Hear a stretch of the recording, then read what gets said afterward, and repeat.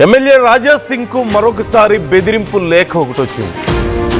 రాజా సింగ్ కు ఒక ఆగంతకుడు బెదిరిస్తూ భయపెట్టాలని ప్రయత్నిస్తూ రాజా సింగ్ ప్రాణాలకి ముప్పు పొంచి ఉంది అంటూ అందులో హెచ్చరికలు జారీ చేస్తూ ఒక లేఖను పంపించాడు.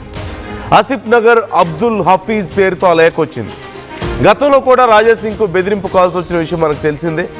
అయితే ఇప్పుడు ఆ వ్యక్తి నాకు పోలీసుల సపోర్ట్ ఉంది, నన్నేం చేయలేవు అంటూ ఆ లేఖలో పేర్కొన్నట్లుగా కనపడుతుంది. బాంబు పెట్టి లేపేస్తానంటూ కూడా బెదిరించాడు. ఆ లేఖకి సంబంధించిన వివరాలు నేను మీకు స్క్రీన్ మీద ఇస్తున్నాను. దయచేసి అది బ్లర్ చేయండి వీలైనంత వరకు. చెప్పలేనంత బూతులు ఉన్నాయి, మాట్లాడలేనంత, చెప్పలేనంత, నేను ఇక్కడ ఏ రకంగానూ మీకు చూపించలేనంత బూతులు, బ్యాడ్ వర్డ్స్ ఆ లెటర్లో ఉన్నాయి. కాబట్టి నేను క్లియర్గా చూపించే ప్రయత్నం చేయడం లేదు మీకు. చాలా దారుణంగా రాజా సింగ్ని తిడుతూ బెదిరిస్తూ నీ సంగతి తేలుస్తాను, నాకు వాళ్ళ సపోర్ట్ ఉంది, వీళ్ళ సపోర్ట్ ఉంది, పోలీసుల సపోర్ట్ నాకే ఉంది, నువ్వేం చేయలేవు, మొత్తం నాదే, ఏరియా అంతా నాది, నీ దౌర్జన్యం ఇక పనిచేయదు, నీ దాదాగిరి ఇక పనిచేయదు, దమ్ముంటే నాతో శత్రుత్వం పెట్టుకో అని చెప్పి అందులో అతను మెన్షన్ చేశాడు. సో ఈ నేపథ్యంలో ఇప్పుడు దీనికి సంబంధించి రాజా సింగ్ పోలీసుల్ని అప్రోచ్ అవుతున్నట్లుగా తెలుస్తుంది. డీటెయిల్స్ తెలుసుకుందాం మనం. శ్రీధర్ జాయిన్ అవుతున్నారు, మా ప్రతినిధి. శ్రీధర్, ఈ లేఖకు సంబంధించి ఇంకా డీటెయిల్స్ ఎలా ఉన్నాయి, అలాగే రాజా సింగ్ ఇప్పుడు ఏం చేయబోతున్నారు ఈ విషయంలో?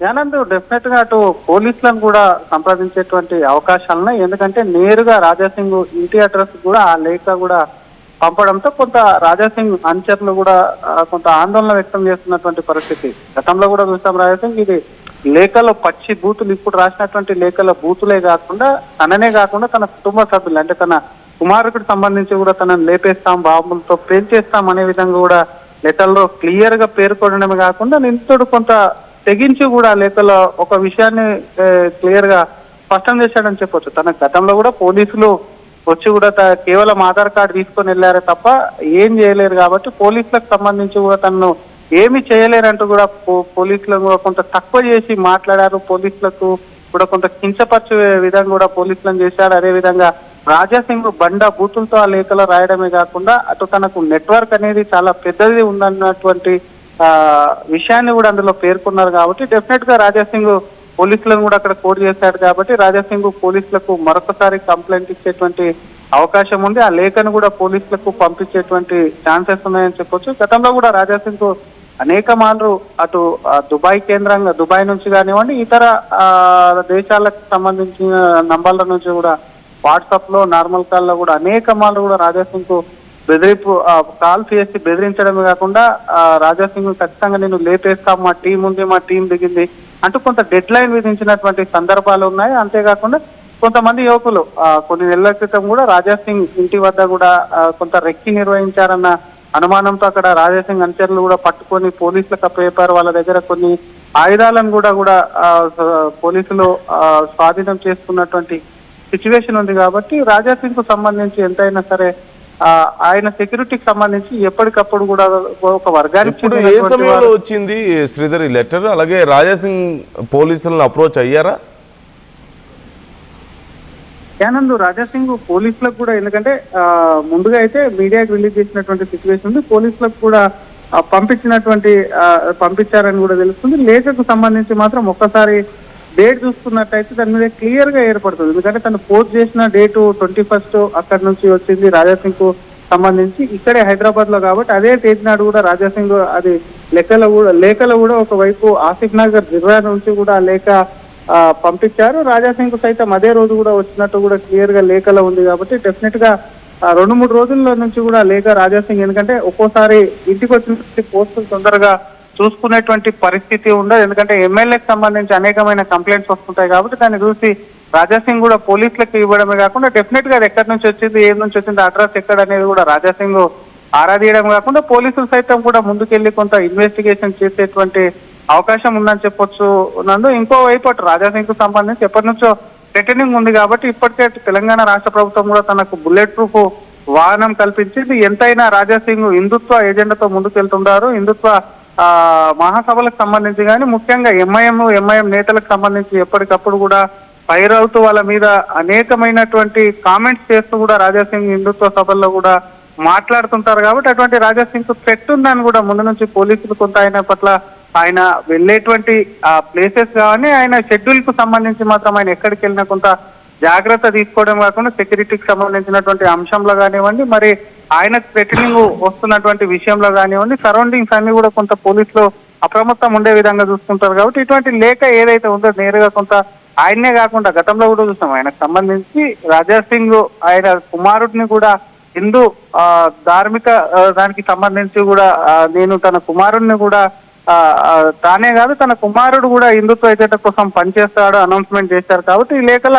తన కుమారుడికి సంబంధించి కూడా ఉంది. నన్ను ఆయన కుమారుడిని కూడా కొంత లేపేస్తాం, బాబులతో పేల్చేస్తామంది. కాబట్టి డెఫినెట్ గా పోలీసులకు సంబంధించి మరొకసారి గతంలో కూడా డీజీపీకి ఏ విధంగా అయితే లేఖ రాసి కూడా అటు పీపీని ఏ విధంగా కలిశాడు, ఇప్పుడు కూడా రాజాసింగ్ కొంత పోలీసులకు సంబంధించి కూడా లేఖను పంపించేటువంటి అవకాశం ఉంది. మరొక పక్క అటు రాజాసింగ్ బీజేపీ పార్టీలో లేకపోయినప్పటికీ కేంద్ర ప్రభుత్వానికి, ఎందుకంటే కొంత ఇతర దేశాల నుంచి వచ్చేటువంటి నంబర్లు ఏవైతే ఉన్నాయో వాటికి సంబంధించి కేంద్ర బలగాల కూడా నిఘా అవసరం. కాబట్టి అక్కడ కూడా కేంద్రానికి కూడా కొంత పంపించేటువంటి అటు అవకాశం ఉందని చెప్పొచ్చు.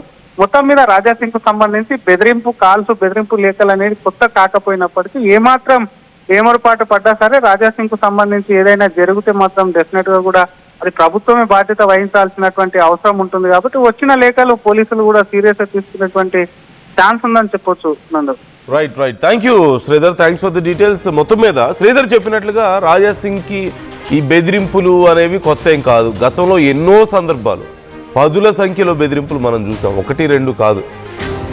వాట్సాప్ మెసేజెస్ వచ్చాయి, కాల్స్ వచ్చాయి, వేరే దేశాల నుంచి కూడా కాల్స్ వచ్చాయి, గతంలోనూ లెటర్స్ వచ్చాయి.